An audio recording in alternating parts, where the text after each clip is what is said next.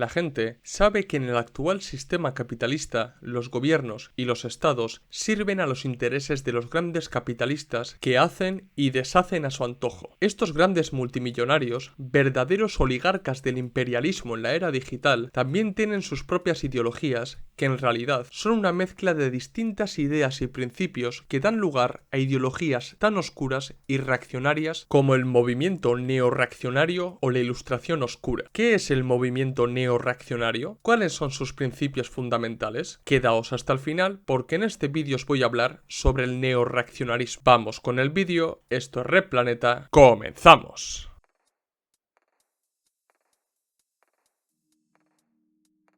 Voy a empezar el vídeo citando a Gramsci. El viejo mundo se muere y el nuevo está por llegar. Y en ese claroscuro surgen los monstruos. A la hora de caracterizar a estos monstruos, se suele hacer hincapié en el fascismo, puesto que Gramsci se refería al fascismo de entreguerras con esta cita. Pero, en la actual situación del capitalismo tardío, en la era digital, y en el que la democracia liberal burguesa atraviesa una crisis existencial, existen más monstruos con propuestas político-económicas que pueden sonar surrealistas, pero que, de ponerlas en práctica, supondría una mayor agudización de la lucha de clases, una mayor opresión de la clase trabajadora y la pérdida de infinidad de derechos humanos como los que conocemos hoy. Hay que tener en cuenta movimientos políticos como el neorreaccionario y su núcleo ideológico, la Ilustración oscura, para saber a qué nos podemos enfrentar en el futuro. Es verdad que, hasta ahora, estas propuestas políticas e ideológicas son marginales y aún están muy verdes, es decir, no están tan elaboradas, pero lo peligroso de todo esto es que cada vez tienen más adeptos entre las élites capitalistas y más concretamente entre los nuevos multimillonarios, lo que supone una verdadera amenaza para la clase trabajadora internacional debido al auge de estos oligarcas del capitalismo en la era digital. Para saber en qué consiste el movimiento neorreaccionario y la Ilustración oscura, primero hay que conocer su origen y posteriormente entraré a detallar los principios fundamentales de este movimiento y pensamiento político. El movimiento neorreaccionario